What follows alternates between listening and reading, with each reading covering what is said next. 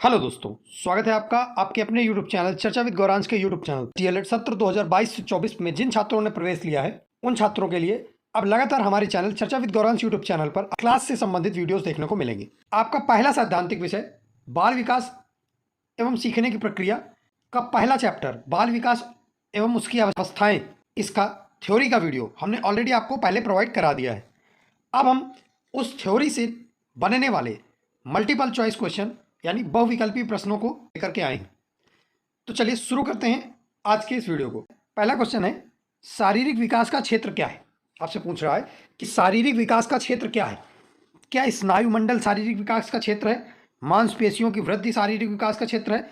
हड्डियां ये शारीरिक विकास के क्षेत्र के अंतर्गत आती हैं? तो आप मुझे ये बताइए। देखिए, स्नायु मंडल, मांसपेशियां, हड्डियां ये सब तो शारीरिक विकास के अंदर आती हैं। हड्डियों का भी विकास शारीरिक विकास के अंतर्गत होता है, मांसपेशियों की वृद्धि भी शारीरिक विकास के अंतर्गत होता है और स्नायु मंडल का भी। तो क्या इसका ऑप्शन डी करेक्ट नहीं होगा? ऑप्शन नंबर डी इसका बिल्कुल करेक्ट आंसर हो जाएगा। ये सभी शारीरिक विकास का क्षेत्र होगा, ये सारे ही शारीरिक विकास के क्षेत्र हैं, इसलिए आपका आंसर डी आपका बिल्कुल करेक्ट हो जाएगा। चलिए अगला प्रश्न देखते हैं। अगला प्रश्न है, निम्न में से अच्छे चरित्र में कौन आता है? निम्न में से अच्छे चरित्र में कौन आता है? झूठ ये अच्छे चरित्र का एग्जाम्पल है। धोखा देना ये अच्छे चरित्र का एग्जाम्पल है। बेईमानी करना क्या ये अच्छे चरित्र का एग्जाम्पल है? या सहयोग करना? तो आपको मैं बता दूं, झूठ बोलना, धोखा देना, बेईमानी करना ये अच्छे चरित्र के एग्जाम्पल नहीं है, ये अच्छे चरित्र की विशेषताएं नहीं है। अच्छे चरित्र की जो विशेषता है वो है सहयोग की भावना, इसलिए ऑप्शन नंबर डी आपका बिल्कुल करेक्ट हो जाएगा, सहयोग। चले अगला प्रश्न देखते हैं। अगला प्रश्न है, दो बालकों में समान मानसिक योग्यताएं नहीं होती, यह कथन किसका है? देखें, कह रहा है कि किन्हीं दो बालकों में समान मानसिक योग्यताएं नहीं होती, यह किसने कहा था? यह कथन किसका है? तो क्या यह कथन हरलॉक का है, सोरेनास का है, सुरेश भटनागर का है कि क्रो एंड क्रो का है? तो मैं आपको बता दूं, यहां पर यह जो कथन है मानसिक योग्यताएं दो बालकों में समान नहीं होती, यह कथन हरलॉक महोदय ने दिया था। ऑप्शन नंबर ए आपका बिल्कुल करेक्ट हो जाएगा, हरलॉक। ऑप्शन नंबर ए आपका बिल्कुल करेक्ट आंसर है। चले अगला प्रश्न देखते हैं। अगला प्रश्न है, शैशवावस्था होती है, पूछ रहा है शैशवावस्था का समय काल क्या है? शैशवावस्था किस वर्ष से किस वर्ष तक होती है? क्या 5 वर्ष तक होती है, 12 वर्ष तक होती है, 21 वर्ष तक होती है, या इनमें से कोई नहीं? तो मैं आपको बता दूं, देखिए, ना 21 वर्ष तक होती है, न 12 वर्ष तक होती है, और ये ऑप्शन तो पहले ही काट दीजिए। तो आपका आंसर हो जाएगा शैशवावस्था होती है 5 वर्ष तक, यानी ऑप्शन नंबर ए आपका बिल्कुल करेक्ट हो जाएगा, ऑप्शन नंबर ए। चलिए अगला प्रश्न देखते हैं। अगला प्रश्न है, शैशवावस्था की विशेषता नहीं होती है। अब आपसे पूछ रहा है कि कौन सी ऐसी क्वालिटी है जो शैशवावस्था में बालक के अंदर नहीं आती। देखिए, शारीरिक विकास में तीव्रता, मानसिक विकास में तीव्रता, दूसरों पर निर्भरता, नैतिकता का भाव होना या नैतिकता का होना। तो शैशवावस्था के अंतर्गत आपको मैं बता दूं, देखिए, बालक शैशवावस्था में है, शिशु की अवस्था में है, और आपसे कह रहा है इसकी विशेषता कौन सी नहीं है। तो देखें, शैशवावस्था में ऐसा नहीं है कि इस बालक के शरीर का विकास नहीं होता। शैशवावस्था में बालक का शरीर का विकास तो होता है, धीरे धीरे विकसित होता है उसका शरीर, इसलिए ये ऑप्शन बिल्कुल गलत हो जाएगा क्योंकि हमसे नहीं पूछा है।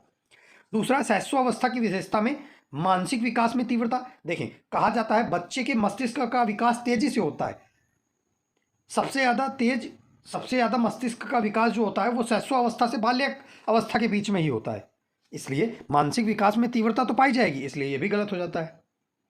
अगला ऑप्शन है दूसरों पर निर्भरता, तो ये भी कट जाएगा क्योंकि आप सोचो, अगर शिशु है बालक तो वो अपने मन से तो कोई काम कर नहीं पाएगा, वो किसी ना किसी पर तो आश्रित है, तो दूसरों पर निर्भरता भी होती है। अच्छा, उसमें नैतिकता नहीं होती, उसमें नैतिकता नहीं होती। नैतिकता ना होने का मतलब कहाँ से है कि हो सकता है उसके पिताजी लेटे हो बगल में और वो अपना पैर लेकर के पिताजी के मार रहा हो, लेकिन उसको तो नहीं पता कि वो गलत कर रहा है क्योंकि अभी तो वो शिशु है, लेकिन यहाँ पर नैतिकता का अभाव होता है, इसीलिए आपका ऑप्शन नंबर डी बिल्कुल करेक्ट हो जाएगा। ऑप्शन नंबर डी, नैतिकता का होना नहीं पाया जाता किसमें? शैशवावस्था में। उम्मीद है आपको समझ में आया होगा। अगर आपको क्लासेस अच्छी लगती हैं, प्रॉपर क्लासेस अब दी जाएंगी आपको चर्चा विद गौरांश यूट्यूब चैनल के अंदर, तो चर्चा विद गौरांश यूट्यूब चैनल को सब्सक्राइब कर लें, नोटिफिकेशन बेल को दबा लें ताकि आने वाले वीडियो का नोटिफिकेशन आपको तुरंत मिलता रहे। और आप देखेंगे कि आपके सत्र में चर्चा विद गौरांश यूट्यूब चैनल से आपको बहुत लाभ जरूर मिलेगा आपके परीक्षा को दृष्टिगत रखते हुए। चले आगे देखते हैं। अगला प्रश्न है, संवेदना ज्ञान की पहली पीढ़ी है, यह कथन संबंधित है। तो संवेदना तो मस्तिष्क से संबंधित है, यानी मानसिक विकास से संबंधित है, इसलिए भाषा विकास, ध्यान का विकास, शारीरिक विकास, ये तीनों गलत हो जाएंगे और सही हो जाएगा आपका ऑप्शन नंबर ए, यानी मानसिक विकास। ऑप्शन नंबर ए आपका बिल्कुल करेक्ट आंसर हो जाएगा। चलिए आगे देखते हैं। अगला प्रश्न है, किस अवस्था में शारीरिक, मानसिक, संवेगात्मक परिवर्तन शीघ्र होते हैं, यानी जल्दी होते हैं, अधिक होते हैं, जल्दी होते हैं। देखिए, शारीरिक परिवर्तन, मानसिक परिवर्तन और संवेगात्मक परिवर्तन, ये शैशवावस्था में संवेगों का परिवर्तन इतनी जल्दी नहीं होता। शैशवावस्था में बालक कुछ संवेग रखता है अपने पास, तो वो धीरे धीरे खत्म होते हैं उसके। बाल्यावस्था तक आते आते हो सकता है उसके संवेग कम हो जाएं, लेकिन ऐसा नहीं पूर्ण रूप से खत्म हो जाए, कमी देखने को मिलेगी। परिवर्तन तो मिल रहा है लेकिन शीघ्र परिवर्तन नहीं है, इसलिए शैशवावस्था गलत हो जाएगा। बाल्यावस्था में देखें, मानसिक और शारीरिक परिवर्तन, जैसे ही बालक शैशवावस्था से बाल्यावस्था में प्रवेश करता है तो ऐसा नहीं है कि उसके शरीर में या उसके मस्तिष्क में बहुत बड़े परिवर्तन आपको देखने को मिल जाए तुरंत, इसलिए बाल्यावस्था भी ऑप्शन गलत हो जाता है। हाँ, आपको बहुत तीव्र परिवर्तन जो देखने को मिलते हैं वो आपको मिलते हैं किशोरावस्था में, इसलिए ऑप्शन नंबर सी आपका बिल्कुल सही हो जाएगा। और ये वृद्धावस्था ये गलत है, यहाँ पर ऑप्शन नंबर सी आपका बिल्कुल करेक्ट हो जाएगा, किशोरावस्था। चलें अगला प्रश्न देखते हैं। अगला प्रश्न है, बालक के शरीर में होने वाली वृद्धि अर्थात लंबाई, वजन को क्या कहते हैं? इसको क्या कहा जाता है? लंबाई को, वजन को, या बालक के शरीर में जो वृद्धि होती है उसको क्या कहा जाता है? विकास कहेंगे इसको, शारीरिक विकास कहेंगे, आंगिक विकास कहेंगे, या अभिवृद्धि कहेंगे? तो देखें, विकास तो हो रहा है लेकिन इसको विकास नहीं कहेंगे। शरीर में विकास हो रहा है इसलिए इसको शारीरिक विकास भी नहीं कहेंगे। लंबाई और वजन में विकास हो रहा है, आंगिक विकास भी इसको नहीं कहेंगे, इसको कहेंगे अभिवृद्धि। ये अभिवृद्धि हो रही है, बालक के शरीर में अभिवृद्धि हो रही है, मनोविज्ञान का शब्द है अभिवृद्धि। देखें ऑप्शन नंबर डी आपका बिल्कुल करेक्ट हो जाएगा। चलें अगला प्रश्न देखते हैं। अगला प्रश्न है, आनुवांशिकता का वाहक कौन होता है?